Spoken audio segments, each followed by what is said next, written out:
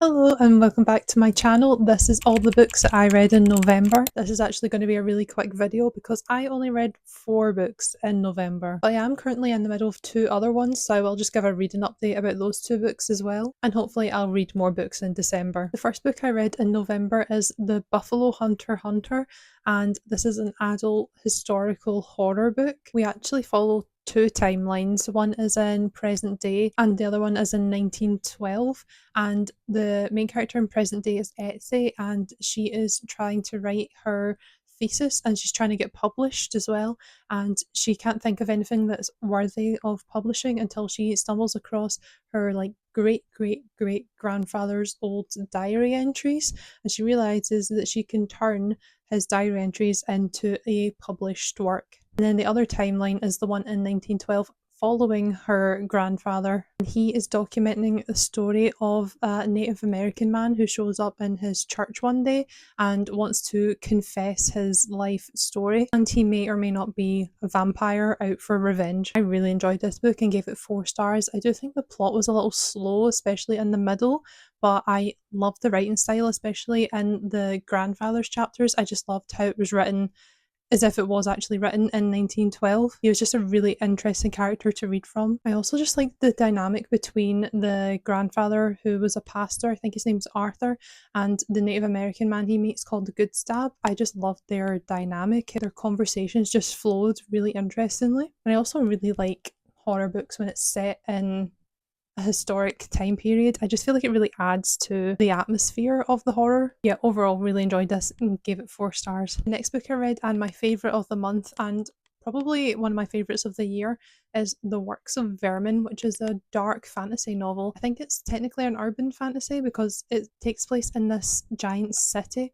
that's carved into the trunk of a really big tree. It's a really interesting world and just a really unique take on world building, I guess. This book has a lot of commentary on social and economic classes, because the people who live at the top of the tree, so near where the leaves would have been, are the elite and they live fairly nice cushy lives, whereas the other characters in this who are of a lower class are basically down in the roots. And this city is also infested with bugs, which is why one of the main characters, Guy, he is an exterminator. That's a really common job there because there's just so many bugs running about this city. That's where the dark horror aspect comes into this book. There's a lot of descriptions about centipedes and cockroaches. Yeah, I absolutely love this book. We follow kind of 2 main characters. There's Guy, who is in the roots of the tree of the city, and yeah, working as an exterminator because he wants to save up enough money so his younger sister doesn't have to become an exterminator like him. And then we follow another character. Her name is Aster, and she lives at the top of the city with the elite because she is the perfumer for the marshal, I think he is, of the city. And basically perfume has a really powerful ability in this universe where it can control and manipulate people, which is why a lot of the elites pay to have a perfumer help them manipulate the masses. I absolutely love this book so much. There's a huge twist in it that I did not see coming. I knew there was going to be a twist because I heard people talk about it, but the way it was revealed was just so unique to me and it completely changed my perspective of the entire story.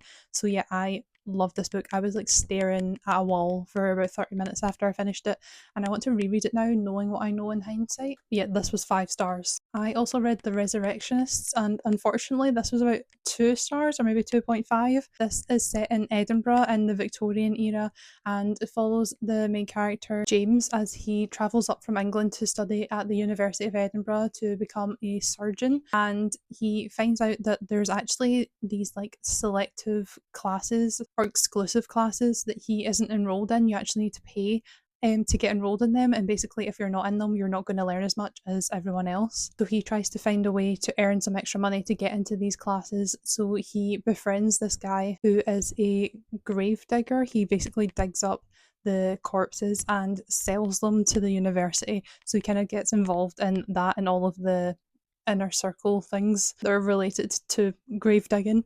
But honestly, I just found this book really boring. I didn't really care about anything that was going on or the characters or the main relationship in it. I am really fascinated by this time in history. I really like books set in Edinburgh in the Victorian era. I like books about surgical students. I've read a non-fiction about the development of Victorian surgery, and this bored me way more than that book ever could have, because I actually really enjoyed that book. But this one, yeah, I was just so bored. That's my main critique. I don't really have anything else to say other than, yeah, I just didn't find it entertaining. And then finally, I read The Ministry of Time, which I also gave about a 2 or 2.5. This is a kind of sci-fi urban fantasy book set in basically the near future in London, and a nameless main character goes to work for the Ministry of Time in London, and their job is to act as a bridge for these expats who have been brought forward in time. They've basically been saved from their deaths sometime in the past. So the man she acts as a bridge towards got lost in an Arctic expedition in 1847, and just before his death they like bring him back through time travel because he could be necessary and useful to some sort of goal they're trying to complete in the present day. And yeah, the main character acts as a bridge and helps this man assimilate into the 21st century. That's honestly really as far as the story goes. I was expecting a lot more from this book, and there was, you know, some twists and turns at the end about the intentions behind bringing these expats back. But other than that, it was basically just like a slice of life contemporary romance following these two characters, like getting to know each other, the expat character getting used to the modern world, and that's like the whole book basically. It just felt very slice of life, and yeah, just very mundane, to be honest. It's not what I was expecting from this book at all.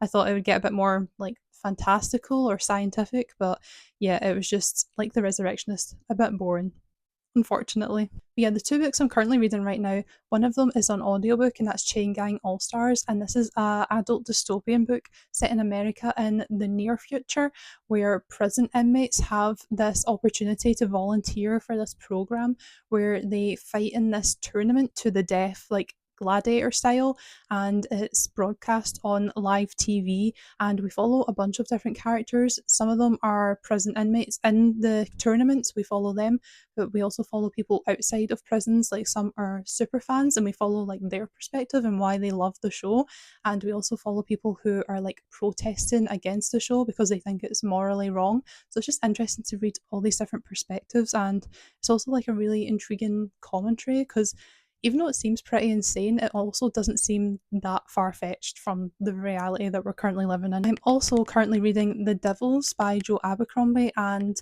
this is a very chunky, dark high fantasy book set in medieval Europe, and we follow a bunch of different main characters, but the main character I'd say is probably Brother Diaz, who is a priest who's been called to the Vatican for a super secret mission, which he later finds out is to get a long lost princess to Troy and get her on the throne, and he has to basically travel there with her with a group of people known as the Devils, who are basically prisoners under the Vatican, and they all have different special abilities. One of them is a magician or a sorcerer, and one of them's a really old decrepit vampire, and we also have a werewolf and an immortal knight, and yeah, just a bunch of ragtag characters, and they all travel with Brother Diaz and the princess to Troy, and obviously some things and obstacles get in their way. I'm about halfway through this book and I'm really enjoying it so far. The writing's really funny and fast paced, and honestly, because it was chunky, I expected it to be quite dense, but it's not. It's pretty easy to understand and follow along with, so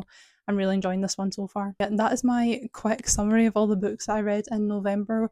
Hopefully I can read more in December. I have a December TBR planned out. I actually used my TBR prompt jar to choose my reads, which was really fun, and I did a video on it if you want to check that out. Yeah, I do have more faith for December, and hopefully I can get more than 4 books read. I hope you enjoyed this video. Let me know what you read in November, and I'll see you in the next one.